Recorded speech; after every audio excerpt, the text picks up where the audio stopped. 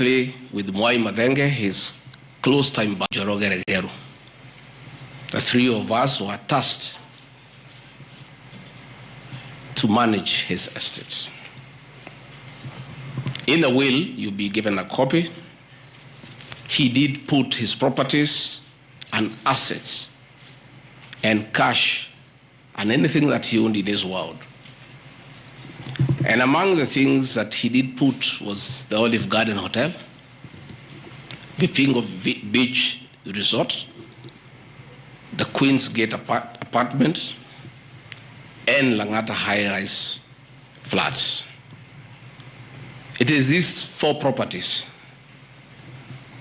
that the Honorable Mutuse alleges in the National Assembly that Rigathi Gachagua has acquired them after becoming Deputy President in 2022 when Rigathi Gachagua died in 2017. It is the most embarrassing allegation a member of parliament can table before the National Assembly. Those properties were constructed and were in operation when the late Gachagua was alive. I take this opportunity to ask for forgiveness to my late brother, James Rigathi Gachagua, that today,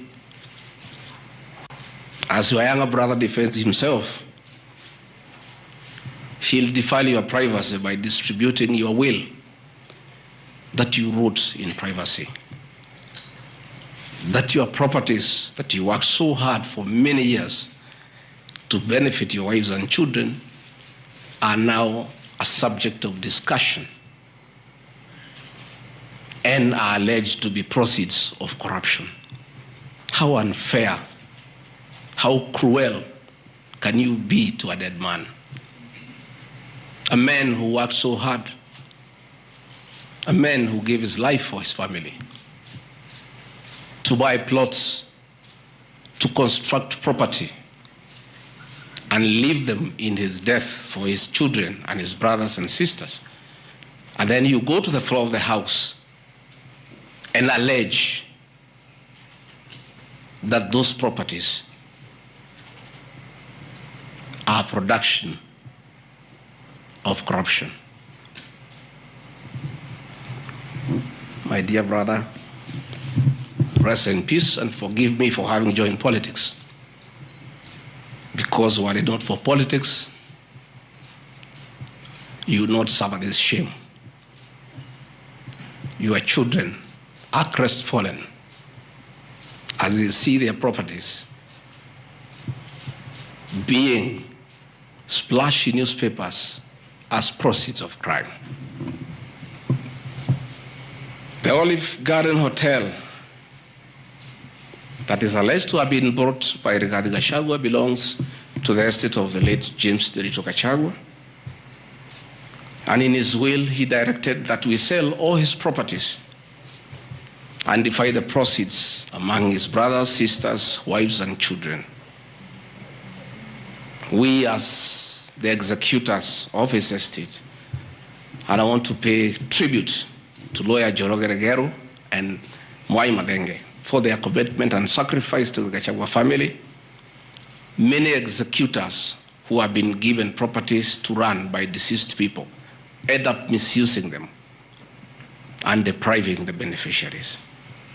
These two great men and myself, because my brother knew I'm an honest man and a fair person, and he knew his family would never suffer in my hands. We were able to sell Olive Garden Hotel at 412 million and distributed the proceeds to the beneficiaries as directed in his will.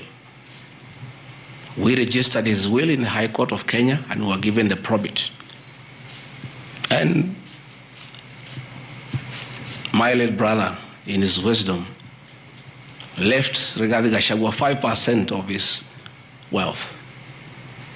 I was therefore able to get 20 million shillings from this sale. That is money that is in my account that again I'm told They are proceeds of crime. He left my mother 5% of his wealth, another 20 million shillings. And since my mother is dead, my late brother, because he trusted me, had put in his will that I hold my mother's shares in trust. So that is another 20 million shillings in my account. Again, my late brother left me another 4% to hold in trust of the children of another brother of ours who is deceased, the late Dr. Friend Rigathi Gachagua, whose children are in South Africa. And another 16 million shillings was put in my account. My late brother gave 2% to my wife, Pastor Dorcas, because of her kindness of looking after him when he was ill. All this money that has come to me from a dead brother, I'm being told are proceeds of crime.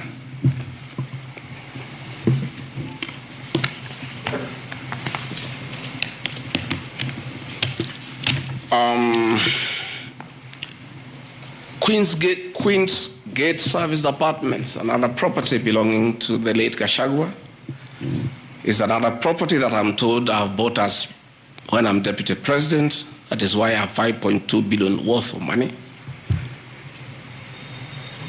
And this property, again, we sold the Cooperative Bank of Kenya, the staff retirement benefits for nearly 600 million. And this money we utilized to pay his debts. And today, as the late Gachagua rests in heaven, he has no debt. Again, I want to thank my fellow executors, Njoroge Regeru and Mwaima Thenge, for what you have done for my brother. Vipingo Beach Resort in Kilifi was Gachagua's holiday home, a beautiful palatial resort on 3.5 acres on the beach. I remember with nostalgia that he used to host us there every Christmas to enjoy ourselves. This property still belongs to the estate of the deceased because ourselves have a family. We want to retain it for sentimental value so that when we visit there, we remember him and his kindness. The Honorable Mutuse again goes to the National Assembly in a very emotional manner, quoting the Bible, says that this property has been bought corruptly by the Deputy President without knowing where the money has come from. I have seen some land, Rogoro Kiamariga, 1223 in Mathera East constituency. To start with, Rogoro Kiamariga is not in Mathera East constituency. It is in Mathera West constituency. In haste to dispose of the Deputy President because of political deceit and conmanship and betrayal, they could not even get it right where the land is situated. They were in such a haste to get rid of the Deputy President. The land is Ruguru/Kiamariga, 1223 in Mathera West constituency. It's a 2-acre piece of land. It's alleged it has a helipad. It's a lie. The land is 2 kilometers from my rural home. And I have planted napier grass for my dairy unit. I bought it at 3.5 million shillings. Again, proceeds from my dairy farm. I have a dairy farm with almost 150 cows. And I do make an income of almost 1.5 million shillings every month. I can surely afford to buy 2 acres of land. And I take this opportunity to thank my brothers from the Kalenjin community for that dairy farm. Anytime I've gone to the Rift Valley, in appreciation of the support I give President William Ruto, the Kalenjin community always gives me a cow or two. And within 2 years, I have the largest dairy farm in Madera constituency, courtesy of the Kalenjin people. I want to thank them for their kindness. I have seen an accusation that I've bought 40 acres of land in Kakuret, Kabraine in Keni Nyeri constituency as Deputy President of the Republic of Kenya. I saw the Honorable Njoroge Wainaina, the MP for Keni, signed the notice of motion to impeach me on the allegations, this one being among them. Had there been no malice, Njoroge Wainaina, the Honorable MP for Keni, would have advised the Honorable Mutuse that he sold me this land in the year 2015. I have a sale agreement I'll give you with this picture. I bought this land from the Honorable Njoroge Wainaina in 2015. I was not even a member of parliament. Yet he has appended a signature that I should be impeached and go home for having corruptly bought 40 acres of land in Kakuret. In fact, the land is not 40 acres, actually 35. The allegation is that it's 40 acres, but that land is 35 acres. The people of Kakuret know it. I bought it from the Honorable MP for Keni, and had he read this motion, I'm sure he would not have signed it. But as you all know, there was a lot of coercion, there was a lot of intimidation, and I'm sorry that I'm told the Honorable Wainaina is admitted in hospital because of threats, coercion.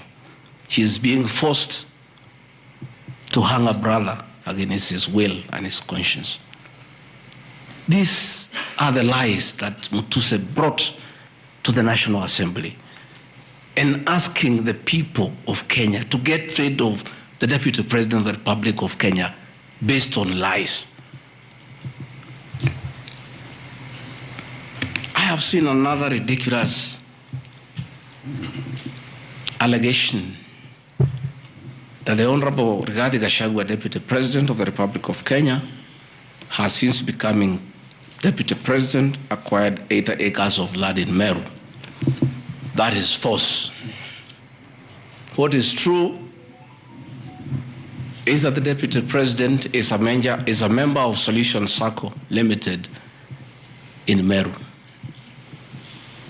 And for those who do not know, the Deputy President is half Meru, half Kikuyu. His mother, the late mother, Rigathi Gachagua, was born in Meru in a place called Katheri, and thereafter settled in Kiberesha. Deputy President Rigathi Gachagua sometimes is a lonely man. His father is dead, his mother is dead. His brother, Rigathi Gachagua, the governor, died of pancreatic cancer. His brother, Dr. Fred Wachira Gachagua, died because of alcohol. His other brother, Jackson Riani, died because of alcohol. His sisters are married. So when he goes home, many times he's lonely.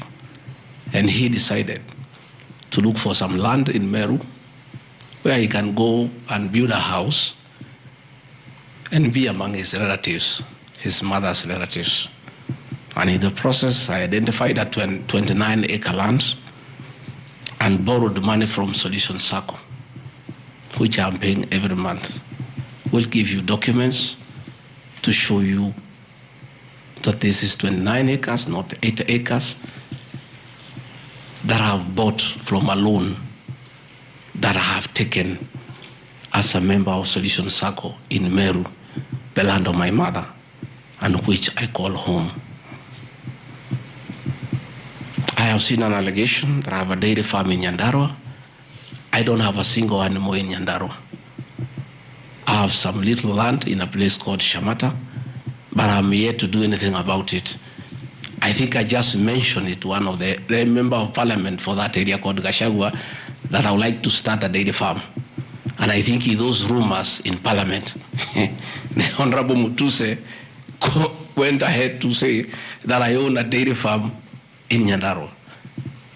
I own no such farm today, but God willing, because of the good climate in Daragwa, in Shamata, one day, God willing, I'll have a huge dairy farm. I have seen companies listed just to create an impression that Rigathi Gachagua is doing business. I want the people of Kenya to know that Rigathi Gachagua was a businessman before he became a politician. And he had a life, and that life is part of his history. So getting companies that were associated with him 15 years ago, 13 years ago, 10 years ago, and publishing them, it's just being mischievous. My life did not start as deputy president. I left university in 1989 and served the public for 15 years, up to the year 2002. I left for the private sector for another 15 years. In those 15 years, I was a very astute businessman. And luckily for me, maybe of you are not that lucky, it was during the Kibaki era when things were working. The economy was strong, business environment was right, and there was room to make money. And I made money that time. Those are old companies, and they are not trading. And when I became deputy president, a few companies that owned properties, I transferred to my children, and I told them to continue doing business and not to do business with the government because I don't want conflict of interest. I want to confirm to the people of Kenya tonight that no company owned by my children has ever done business with the government, and I'm demanding for proof from the Honorable Mutuse or anybody else linking the Rigathi Gachagua family with business deals with the Kenya government. I agreed with my children that they do business with the private sector, do farming, and run the family business that I bequeathed them. These companies are all listed. And just for clarity, because I don't think they are worth a reply, because there's nothing about them. Rigathi Gachagua Foundation. As a member of parliament, I was educating orphans, I was educating children of single mothers, I was educating children of PWDs. And their education needed to continue, and I don't have the benefit of CDF money. So I started a foundation, the Rigathi Gachagua Foundation, to continue doing the work of charity. I have seen my foundation here. The Honorable Mutuse has not said what crime the Deputy President has done by having a foundation that is non-profit making. For the purposes of clarity, I'll give you the bank statement for this foundation. I have only received a total of 12 million shillings from well-wishers, which have educated children, have educated students at Pwani University, and other vulnerable people. Dorcas Rigathi Gachagua Foundation is just an attempt to bring my family into mud. Every Kenyan knows the work Dorcas Rigathi has done in this country for the boy child. She has opened clinics for addicted children, and she gets a lot of money in her foundation. Since a decision was made that the government will not fund the office of the spouse of the Deputy President, Kenyans of goodwill flock to her every day with cash donations with material donations for her to continue with a very good program she's doing of rehabilitating children in Kilifi, in Mombasa, in Nyandarua, in Laikipia, in Nairobi, and her work is well documented. I am yet to see from the mover of this motion what crime the Dorcas Rigathi Gachagua Foundation has done. There is no allegation, there is no evidence, there is nothing. Against Rigathi Gachagua Foundation, there is nothing. Spiritway Limited is a company registered by Dorcas Rigathi that does work with church ministries. This ministry has not traded, does not even have a bank account. It's some strong women of God who have come together to create a company around their issues to preach the gospel. The mover of this motion has not indicated at all what crime this company has committed other than dragging the name of my wife into mud in the National Assembly. Calvary Creed International Limited, as the name suggests, is a company founded by my wife in 2015, long before I became a deputy president. Again, on evangelism and activities to do with the Church of Christ. I have not seen a single allegation against this company. Mothers of the Lord Limited. Again, this is a company incorporated by my wife, Pastor Dorcas, in 2021 with our friends. It has never traded. It does not even have a bank account. The Anani Collective. This is a business name registered by my son, Dr. Keith Rigathi, in 2021 before I came into office. And I've asked him, and he has told me the ideas he had, they have not yet come to fruition. So the company is dormant. I am yet to see a single allegation against this company by this young man. Gradpass Apartments Limited is a company that the executors of the late Gachagua put together to manage Langata View Apartments.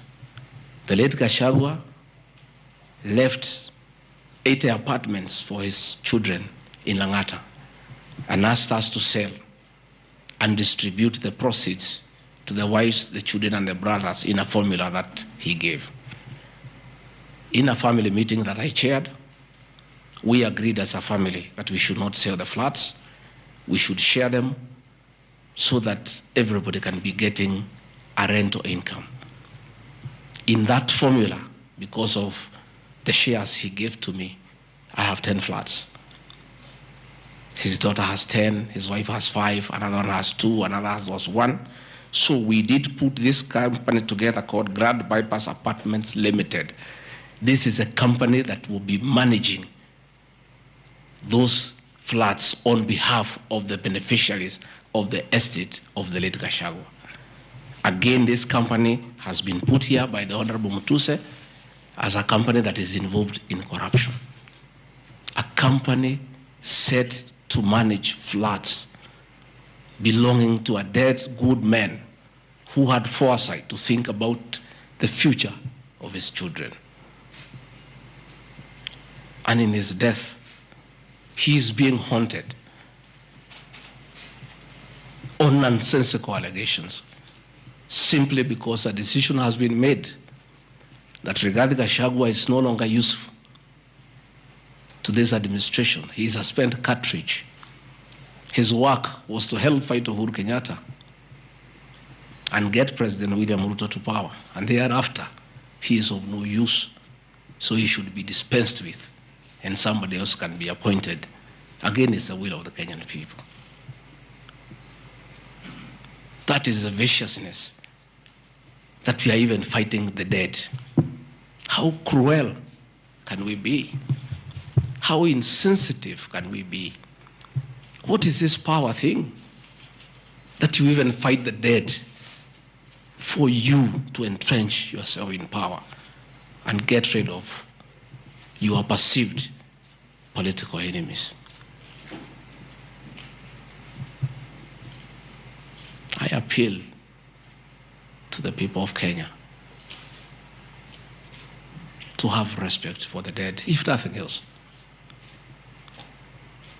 People may have money, they may have power, they may have everything, but they must remember that it is very respectful to respect the dead. Please stop haunting my late brother. Don't put him on trial. He committed no crime by working hard and leaving an inheritance for his children and entrusting his brother, Rigathi Gachagua, to look after that property.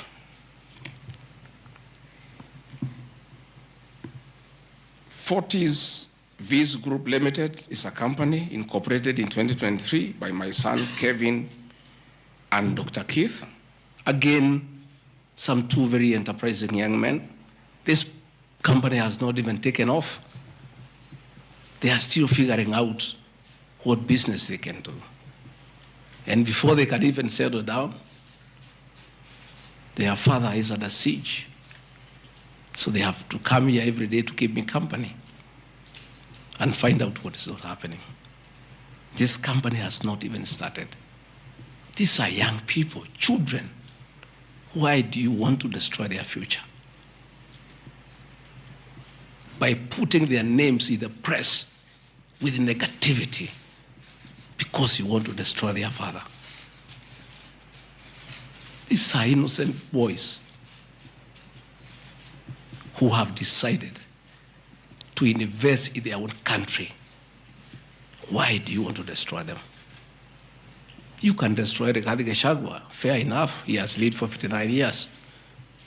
But these boys, hardly 30 years. Why do you want to destroy them?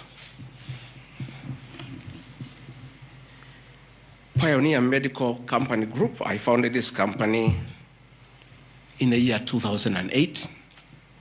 It has not done business for the last 10 years. Why are you bringing it to Parliament? Rido Furniture Mart Limited, I founded this company with my wife, Pastor Dorcas, in the year 1999. We used to sell furniture at the roundabout at Bomas on your way to Rongai. And we built this company from scratch. And it's been in existence for years. And when we stopped trading with it, we put up apartments in Koroi, in Rongai, called Rido Plaza, that are managed by this company. We collect rent.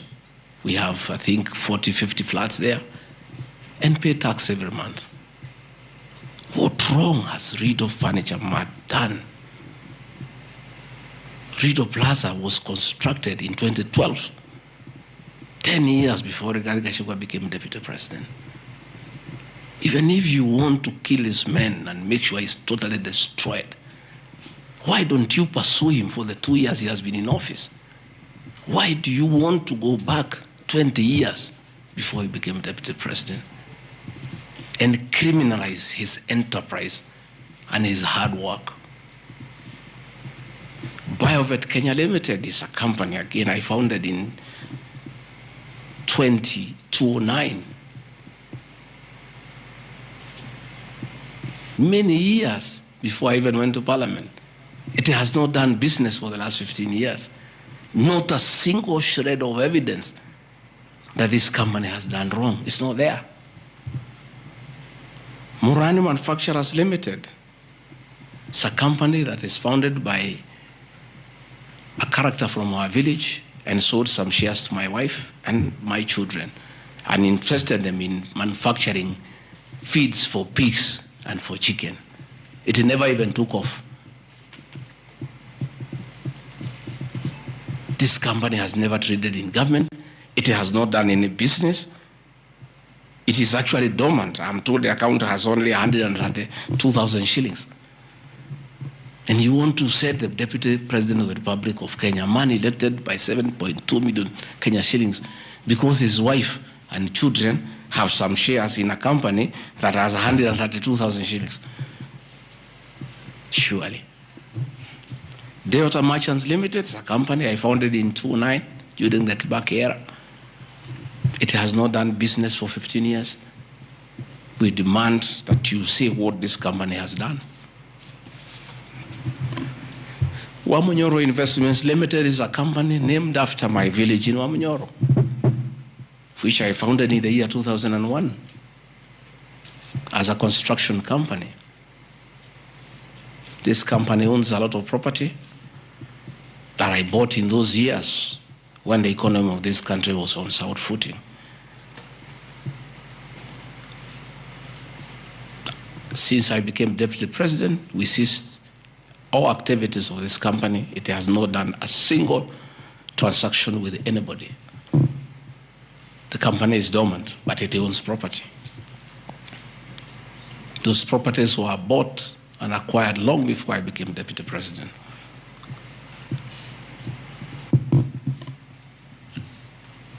Cosmea Venture Limited is a company that was incorporated in 2018 before I became Deputy President by my sons.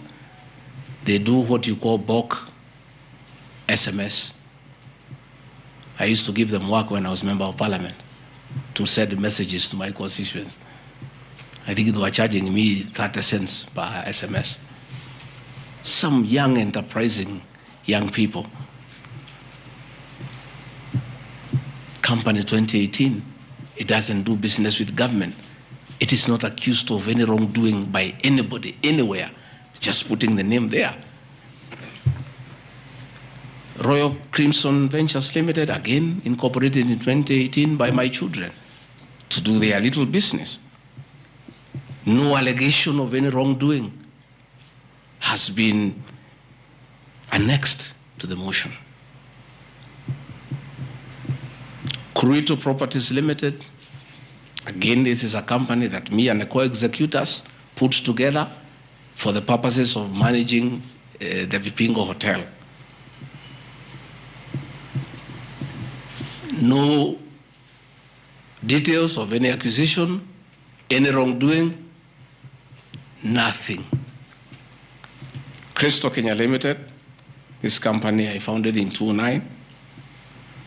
And when I became Deputy President, I gave out my shares to my children, and myself and my wife, we got out and asked them to continue doing business. My two children, like their father, are very enterprising.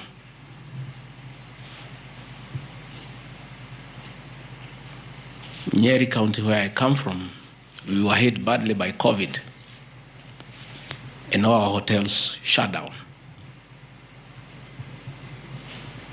Hundreds of jobs were lost. Many people who were supplying to those hotels shut down. The two most important hotels in Nyeri is the Outspan Hotel and the Treetops Hotel, and they are always run together. The Outspan Hotel was for sale, and my children were interested, and I encouraged them.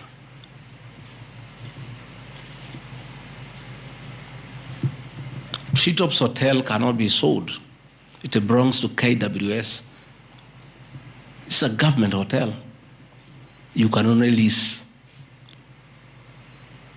And the person who owned Outspan Hotel had also leased the Treetops Hotel. So my son acquired Outspan Hotel and got an assignment of the lease. So they don't own Treetops Hotel. It's on a lease from KWS to Aberdare Safari, then an easement to Cristo Kenya that is run by my children. I shouldn't be here talking about Cristo Kenya Limited and my children because they are not part of this proceeding. But they have no other forum to defend themselves, so I have to defend them.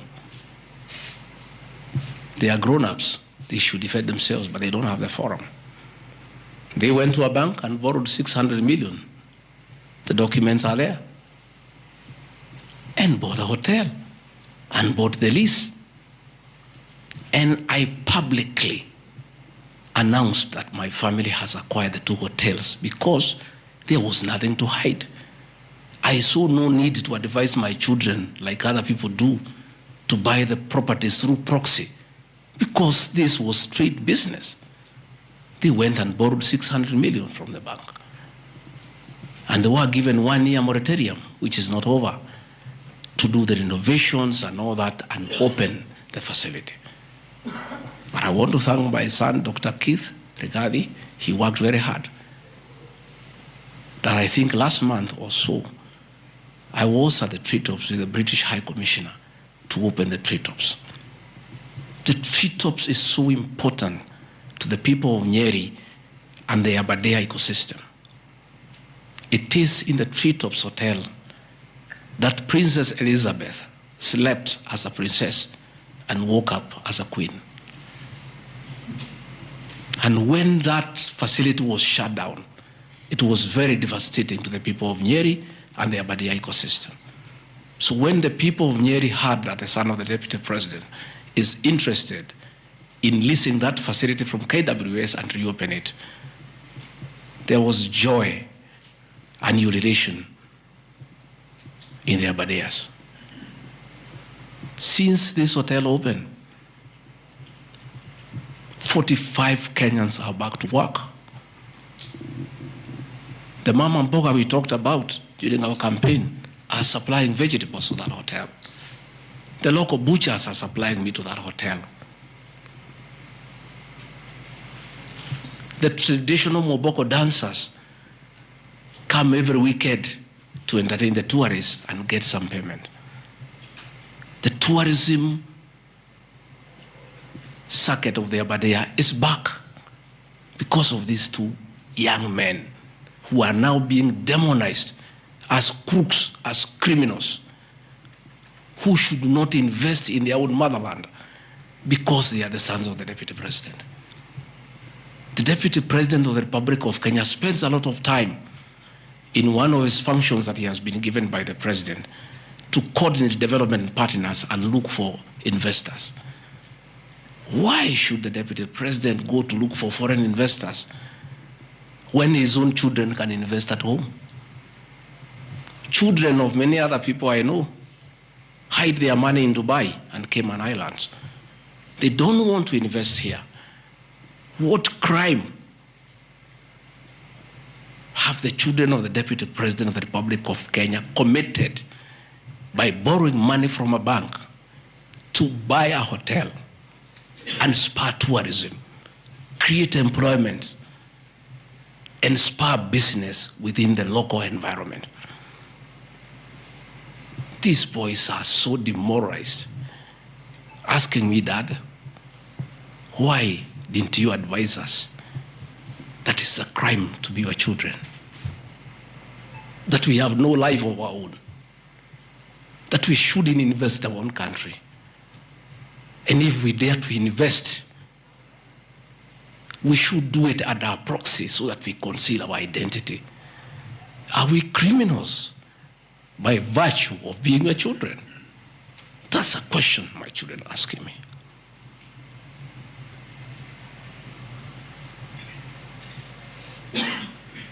What crime can children of Kenya commit to borrow money from a bank and start an enterprise and employ people and spur tourism?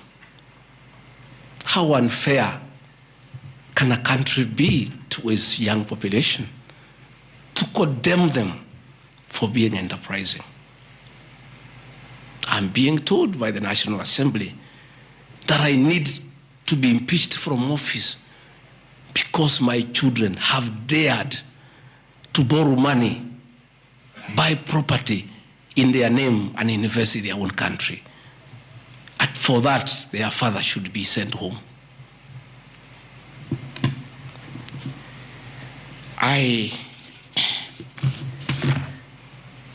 won't conclude by Karadi Farm Limited. This is a farm I founded in 2001 with my wife, Pastor Dorcas. And it runs our farms. It runs our dairy farm in Nyeri that is doing very well. I'm making $1 million shillings also every month. And I sell calves, and it's doing very well. And my farm now has become a model farm for the local farmers. We are doing chicken, we are doing rabbits, we are doing sheep. Again, nobody has told me what crime has Karandi Farm committed. Technical Supplies and Services Kenya Limited, a company I founded in 2001. I did business during the Kibaki era. When things got very bad, I stopped doing business with it. It has not done business for the last 8 years. And of course, in the 2 years I've been deputy president. I want proof. Tomorrow, the National Assembly to table proof what these companies have done. They will be very embarrassed before the people of Kenya. This will be the most shameful act ever in the history of our National Assembly, where you go table a motion that is so sensational based on trash and not a single accusation backed by evidence. I have seen an allegation that exerting influence on officials of the Ministry of Lands to issue an allotment letter to Amunyoro Investments Limited and using the fraudulently acquired documents to support a court case. Again, Amunyoro Investments Limited was never allotted any land. This parcel of land, 209/12077, Amunyoro acquired at 24 million shillings in the year 2012. The documents are there, we'll give them to you. Purchase from a third party. Somebody went to the National Land Commission and lodged a case and claimed the property belonged to him, a former senior outside the Ministry of Lands. And the National Land Commission made a determination, the records are there, that the land belongs to Amunyoro Investments Limited. Again, he went to the High Court in the year 2022. I was not deputy president. I made my witness statement before I became deputy president. I supplied all documents before I became deputy president. I did not file any evidence as deputy president. And the matter was concluded, and the High Court issued a judgment. We'll give you the judgment that the land belongs to Amunyoro Investments Limited. I am told that they have appealed the judgment. I invite the Honorable Mutuse to apply to be co-joined in the appeal, and then he can argue his case. This is a matter that has been adjudicated by the High Court of Kenya and made a determination. And you want to bring it to the National Assembly. The matter is alive with the Court of Appeal. It is sub judice to even discuss it in Parliament because a determination has been made. Irregular procurement of mosquito nets at a cost of 3.7 billion. I saw a huge headline from the Star newspaper, planted headline. This is the most ridiculous headline I've ever seen. And this is the most,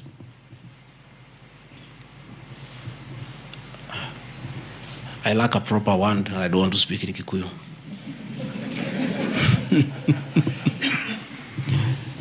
I think somebody needs to give me some water.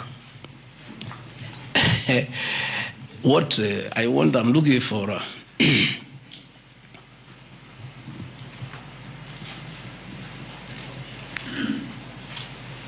I have seen that allegation.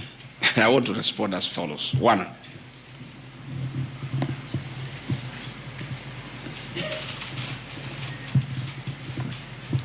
there is Andrew Mulwa, he has sworn an affidavit with the false allegations. And he had better be very careful. Because he has made a statement on oath. In the affidavit, he says that Deputy President was involved in KEMSA 3.7 billion irregular procurement of malaria nets, either directly or through proxies. Further,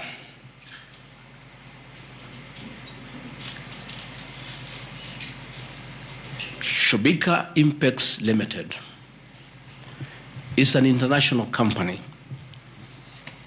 the fourth largest manufacturer of mosquito nets in the world. It has done many tenders with KEMSA, with the Global Fund, countries in Africa, in Asia. And there was a tender.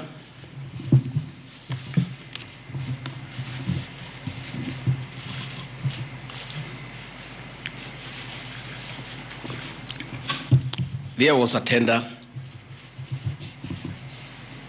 funded by Global Fund through KEMSA, and it was an international tender for manufacturers. The company owned by my son Christo Kenya Limited are not manufacturers, and they did not participate in any way in the tender. In any way. What happened is that in the year 2014, 8 years before I became Deputy President, Shobika Impex Limited appointed Christo Kenya as their local agent, whose work is to do their errands and follow their supplies at the ports of entry. Christo Kenya did not participate in this tender. It was done by Shobika. KEMSA wrote to Shobika and said, your tender was not successful because you had a problem with pagination of your security document. Pagination. Those of you who have done tenders, you number the pages. And if they are not right, you can be disqualified. And therefore, they were told, can you come and collect your bid board, your original bid board? That's what happens. If you participate in a tender and you don't win, you are asked to collect your bid board. And they kept on coming to collect the bid board. It was not available for almost 3 months. And they asked the local agent, that is Christo Kenya Limited, can you follow up on our behalf? We participated in this tender. We did not win. We have a letter asking us to collect the bid board. We are waiting for it because this is money that is tied as our agent in Kenya. Can you follow up? And that is why when my son, on behalf of Christo Kenya Limited, went to KEMSA trying to follow up, and when it was not working, he brought it to my attention and I made a call to Mr. Andrew Mulwa, asking, my son has been here. There's a little issue about a bid board of an unsuccessful tenderer. Why is it that this is money that is tied? And these are foreigners, these are foreign investors. We don't want to make life difficult for them. Please, why don't you release it to it unless there's a problem? No, he said, no, the matter is under investigation. That is why we cannot release it. The bid board is with the SEC. I said, fine. If the matter is under investigation, so be it. Right along, the investigations were over. EACC wrote to KEMSA and returned the bid board. KEMSA in return wrote to Shobika and returned the bid board. End of story. Shobika did not win the tender. They were not awarded the contract to supply the nets. No nets were supplied by Shobika. No public funds were lost. And we are told by Deputy President asking why a bid board to a tenderer who has failed to win cannot be returned. He endangered the lives of the people of Kenya. That is how absurd the allegation is. There is no evidence that the company with my son participated in the tender. They did not participate. There is no evidence that the Deputy President interfered with the tender. The only crime is that urging so that we don't frustrate foreign investors. If they were not successful, why are you keeping their tender security? You need to give it to them. And it was a lot of money. I think it was 500 million or something like that. So I want to say this is a very ridiculous, and I take great exception to the headline by the Star. Please, we'll give you the documents. Tell us, where was the deputy president involved in a tender? This is a tender that never was. And for the record, to show that this tender had no problem, after the investigations, during the investigations, the CEO, Terry Ramathani, was suspended to allow investigations as it should be. And Mulwa became the CEO. Mulwa was not there during the tendering. He came after the tender had been annulled. And he was dealing with the aftermath of the annulment of the tender, that is returning the bid boards, sending document to ACC. After investigations by ACC and the Senate were concluded, Terry Ramathani was appointed by President William Ruto as the Deputy High Commissioner to India. That tells you, because when those appointments are made, the head of public service writes to ACC, DCI on issues of integrity. Terry was cleared, which means there was no scandal. And again, and most important, no public funds were lost, no nets were supplied. Therefore, this is another fishing expedition to just justify the 5.2 billion. I think that is why they were putting the 3.7 billion to make the maths to add up. You know, when you want to talk big figures, you must look for 3.7, 600 and all that. Even all these things I've read here, if you take your phones, we are nowhere even, we have not reached 2 billion. Because Olive Garden, 400 million. Queensgate Apartment, 600 million. Outspan and Treetop, 600. So these are just figures that were being put to the people of Kenya so that they can see us into bad light. Unnecessary and expensive renovation at the official residence in Karen and Mombasa. How Mutusen knew is unnecessary, I don't know. He has never been here. You guys were here before. When President William Ruto was deputy president, he was denied funds for 5 years. This place was in very high state of disrepair. It took me 7 months to move in. The roofs were leaking, the toilets were blocked, the septic tanks was broken down, the borehole was broken. There was nothing. Parliament, in its own wisdom, allocated funds for the renovation of this residence. As a deputy president, I have nothing to do with public expenditure. In fact, at that time, the accounting officer, between 2022 and 2023 financial year, was the State House Controller. Procurement was done, tender was awarded, and the renovations were done. And you can see the place looks good. There was need to dignify the office of the deputy president because he has a function of coordinating development partners. Ambassadors and high commissioners and all sorts of international visitors are always here. So to dignify the office of the deputy president, the residents needed to be in the right standard, and that is not my decision, and I have nothing to do with it. As for the contractor who was awarded the job, I don't know him, and I don't need to know him. I have no business. Where he transferred his money, I would not know. I have no access to his account. Whether he is related to me, the answer is no. I don't know him. And for the record, I don't wish to know him, because it's not necessary.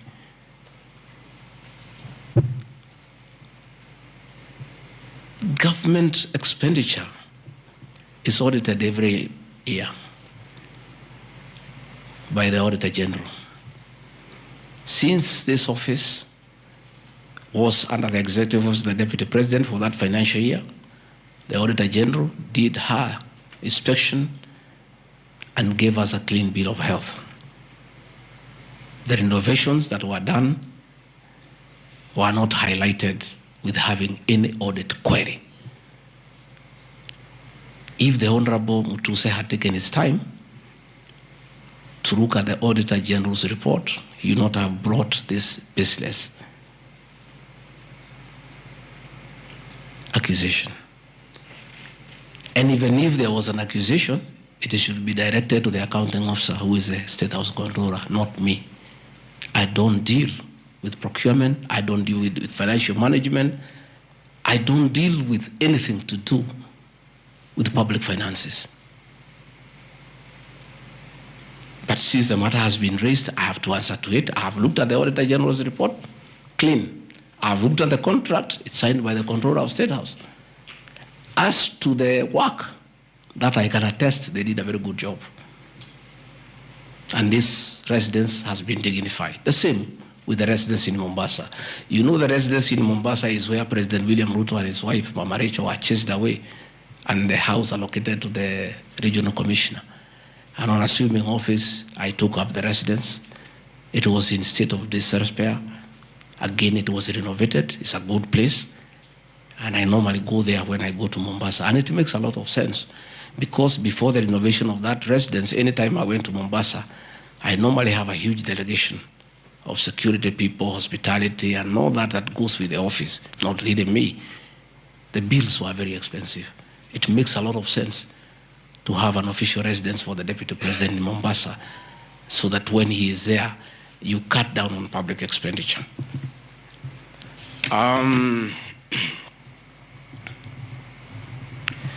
Dubiously acquiring a substantial portion of sum of 100 million paid to Lusona Events Limited. Again, that's another ridiculous accusation from the North. This is people who give services here for events. We have many meetings. You have come here for IBEC. There are tents put up here to the required standard. We have meetings here for development partners. This is a very busy residence. Most of you have been here. Again, I don't get involved in procurement. That is the work of the accounting officer and his team in public finance management. As to the person who does that work, I don't know he or she, and I have no business knowing who does the work. Those are things that are not in my purview. Again, the ridiculous accusations that money came to me, one would have to demonstrate how it came to me. Was it brought to me through my account, through cash? Who was there? What is the evidence? Again, it is just trying to throw mud at me. And I want to say that that accusation is baseless, and we believe, we want to see the mover of the motion coming up with tangible evidence. Again, these accusations lack particularities and priced accusations. Again, we'll be challenging that again in court, because there is a ruling that grounds of impeachment must be well grounded and must be particularized and specific. This is just an allegation. Where is the nexus between the supplier of events to this residence and the Deputy President, Rigathi Gachagua? There is no nexus. I don't know the person. I don't know the company. I'm not involved in the procurement. I don't even know how it is procured. All I do is I want events, and they are arranged, and I take part in those events. Those accusations of funds utilizing the Deputy President, in the office of the Deputy President, coming for my personal benefit, are ridiculous, unfounded, and totally malicious, and there is no evidence whatsoever. And I want you people of the press to also ask these people to give you the evidence. Don't just write headlines. Ask, where is the evidence? Where are the particulars? You know, you don't just allege, oh, this particular supplier This money went to the deputy president. Yes, fine, that is good. How? How did it go to the deputy president? You must explain.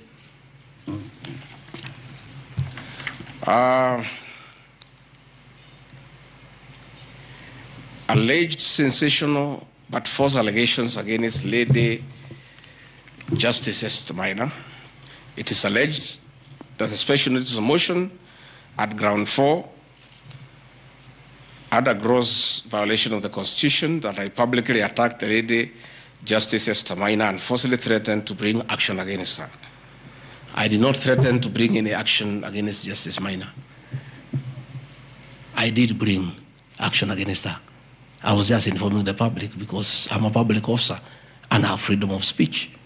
I have filed petition before the Judicial Service Commission against Justice Esther Maina in issues I felt I did not get proper justice.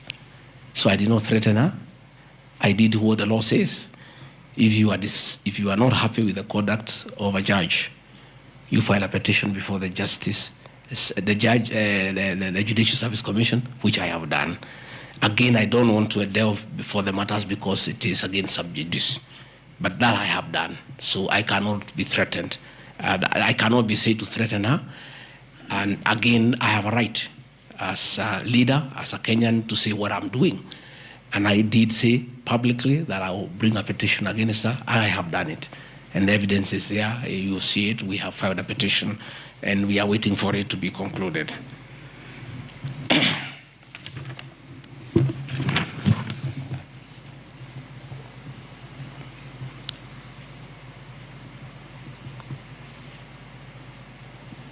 Again, I want to emphasize that my statements were protected speech consequent to a decision by the land judge in a matter involving my personal assets, which I disagree with and found to be wholly unfair. The matter having been concluded at that stage, my criticism of the decision was not sub judice, nor in any other manner prohibited by law. While I respond to the ruling of the land judge, I was in absolute disagreement with it. Contrary to the assertions, the special motion, I did not forcibly threaten to bring action against the learned judge. I took legal action available to every citizen of Kenya under Article 168(2) of the Constitution, which allows any person to petition the Judicial Service Commission for the removal of any judge, and filed a legal complaint before the Judicial Service Commission in March 2024.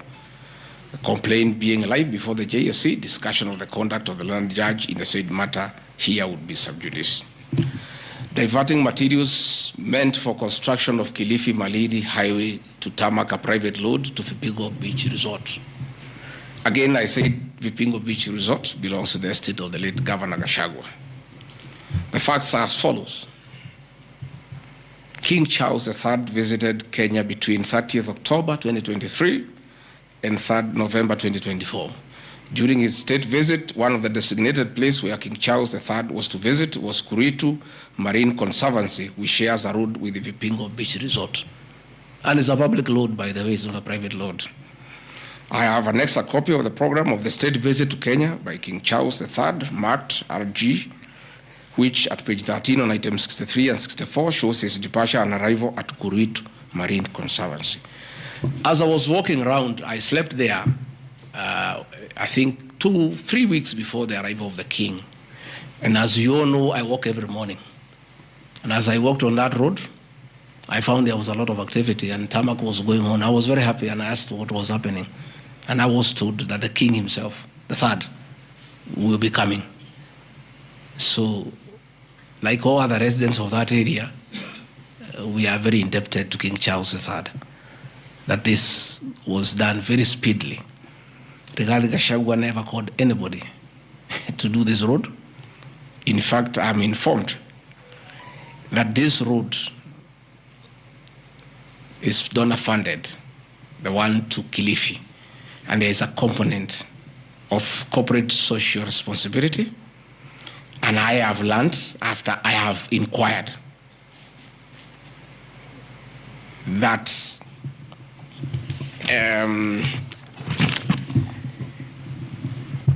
these people of that road is called Takaungu, Shariani, Vipingo. It's off the main road. And I am made to understand that Kuritu Marine Conservancy,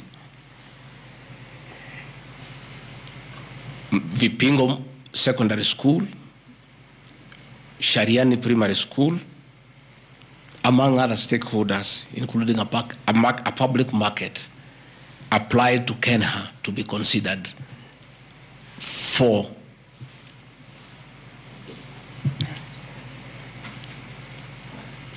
corporate social responsibility.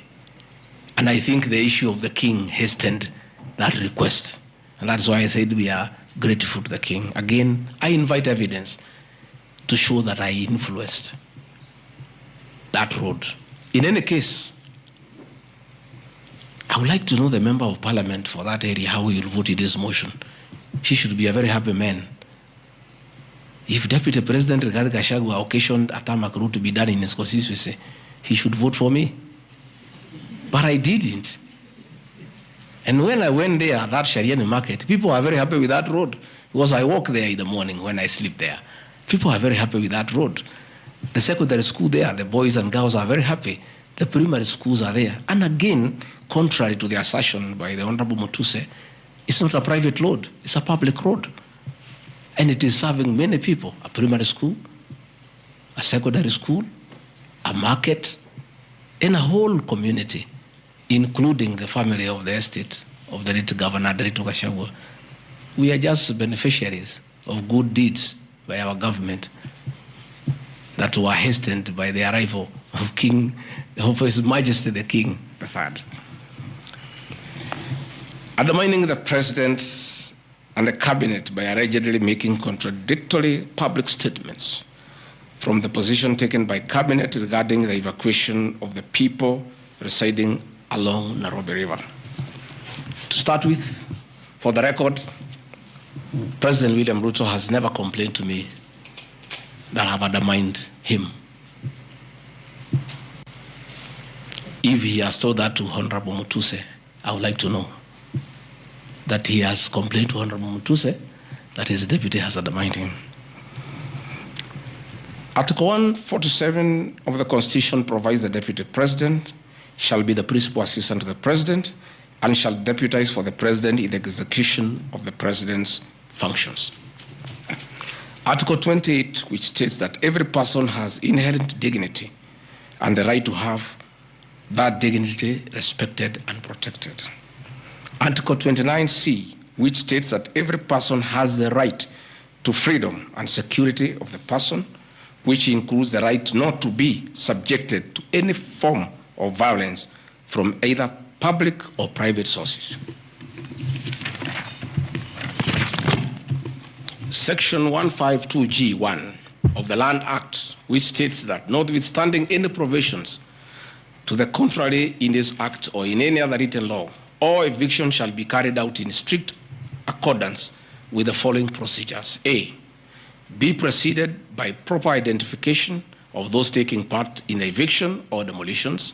B, be preceded by the presentation of the formal authorizations for the action. C, where groups of people are involved, government officials or their representatives to be present during an eviction.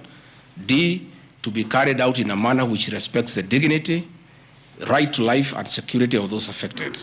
Include special measures to ensure effective protection to groups and people who are vulnerable, such as women, children and elderly and persons with disabilities. F, include special measures to ensure that there is no arbitrary deprivation of property or possessions as a result of the eviction. G, include mechanisms to protect property and possessions left behind involuntarily from destruction. H, respect the principles of necessity and proportionality during the use of force and give the affected person the first priority to demolish and salvage their property. Critically, our Constitution provides at Section 147(2) that first, the Deputy President shall perform the functions conferred by these constitutions and any other functions of the President as the President may assign. Pursuant to Article 3 of the Constitution, I, as well as every citizen of Kenya and state of public officers, have the obligation to respect, uphold, and defend the Constitution in performing any of my functions. The national values and principles of governance contained in Article 10 of the Constitution by those state organs, public officers, and all persons, including myself as the Deputy President, wherever we make or implement public policy decisions. In relation to this matter, these national values and principles include the rule of law, democracy, and participation of the people, human dignity, equity, social justice, inclusiveness, equality, human rights, non-discrimination, and protection of the marginalized. Adherence to these principles became extremely important when we, as state officers, are contemplating legal evacuation of citizens with a duty to avoid inhuman forced evictions that would be contrary to our Constitution and international law. While campaigning with the President, and subsequently when I was sworn in as Deputy President, you can remember, I promised as a key pillar to the Kenya Kwanza government that there will be no forced and unlawful evictions, and that all evictions shall be human and entail legal compensation. You remember my inauguration speech. I said never again shall this administration carry out inhuman evictions in a brutal manner as was done in the previous administration. I and my office, the Office of the Deputy President, have undertaken extensive engagement with all parties in regard to the cabinet decision on eviction, which I fully support, including the Nairobi River, which is an entity under the ODP and County Government of Nairobi. Adherence to these principles become extremely important when we as state officers are contemplating legal evacuation of citizens with a duty to avoid inhuman forced evictions that would be contrary to our Constitution and international law. Guideline number 6 of the United Nations General Assembly, guidelines for the implementation of the rights to adequate housing, prohibits forced evictions, and the state should ensure that any eviction under domestic law are fully compliant with international law. The guidelines further require meaningful engagement with communities to ensure that the rights of residents are implemented cooperatively without the need for eviction procedures or police enforcement. I have supported the implementation of cabinet directives on the eviction, safe for the fact that on being informed that each person residing at the Nairobi River was being evicted and paid only 10,000 shillings, which I and many other Kenyans felt inadequate compensation for eviction. I insisted that the government should abide by constitutional dictates and international norms while implementing any cabinet decision, including eviction, and maintain the dignity of citizens of Kenya facing evictions. My statements did not and cannot be construed to undermining the president, because the president, like me, sought to defend the very Constitution. I hope I'm very clear. Am I clear? I cannot, I will not oversee, supervise, forced, brutal eviction against the people of Kenya. That I will not, and I can't. President William Ruto and I on the campaign trail gave a solemn undertaking to the people of Kenya that under our administration, that will never happen. So when I was asked to oversee brutal, inhuman eviction against innocent people without notice, without compensation, without due regard to what the Constitution says, I found it very, very difficult, and I rescued myself and allowed the CS for Interior, the Head of Public Service, the PS for Internal Security to proceed. If that is the reason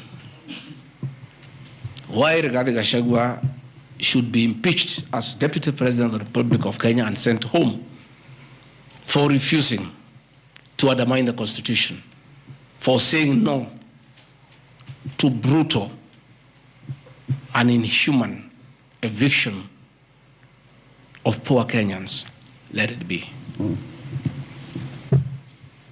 Undermining devolution by allegedly holding a meeting in Nairobi. Good people. I'm sure you are as embarrassed as I am. That a deputy president holding a public meeting to talk to the people of Kenya is undermining devolution. To start with, Deputy President Rigathi Gachagua, in the duties spelled out by the President under Executive Order number 1 of 2023, he has the duties to coordinate intergovernmental relations. I work with the governors. This is the home of devolution. I hold meetings with the governors every day. I chair IBEC. I cannot be accused. And I need evidence tabled that I undermined devolution. The motion alleges that on 29 September 2024, I unlawfully interfered with the running of the Nairobi City Council government by holding a public rally where I allegedly incited citizens against law directives of the county government on planning and relocation of markets. This is my response. It is not true that I incited citizens against the law directives of the county government, as alleged. I wish to clarify and point out that when I held the public rally, I merely requested the governor of Nairobi County to speak and listen to grievances which were being raised by the market traders. Videos will be produced tomorrow in the National Assembly. I, Rigathi Gachagua, asking Governor Sakaja to take time to listen to the people and listen to their grievances. The traders had sought me out to intervene and request the governor on their behalf to dialogue with them and seek a solution to their grievances with regard to the relocation of markets. Had the governor listened to these traders, they would have had no business coming looking for me.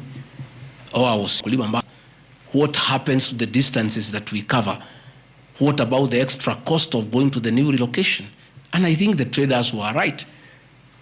Requesting a meeting with an elected leader is their right. And when they requested me to go and meet them, because they were desperate and they needed somebody to hear to them, I did go and speak to them. Again, this motion alleges that on 20 September 2024, I unlawfully interfered with the running of the Nairobi City Council by inciting citizens against law directives of the county government. The leadership of Nairobi business traders approached me sometime in March 2024 at my official residence to discuss multiple issues affecting business and requested engagement in the resolution and intervention on these issues adverse to business. Consequent to this meeting, I directed that short, medium, and long-term strategies be undertaken, coordinated by the Office of the Deputy President, to address the issues raised that are cross-cutting with agencies including KRA, Kenya Post Authority, Counterfeit Authority, Kenya Bureau of Standards, the National Police Service, Kenya Copyright Board, given that devolution is under the Office of the Deputy President. I was just doing my work. On 11th April 2024, the Small Traders and Government Agencies Technical Committee, coordinated by my office, held a meeting to discuss issues raised by the small traders, including Mudhurwa Market, attended by ODP staff in a supportive role in keeping with the draft framework of cooperation and engagement between government, Nairobi City County, and the Nairobi business traders. Subsequent to that meeting, a meeting on 24th April 2024 between Nairobi City Council and the Nairobi small traders and numerous others, the ODP on 22nd July 2024 invited His Excellency Johnson Sakaja, among other state officers, to a meeting at ODP. Officers scheduled for 22nd July 2024 to review the draft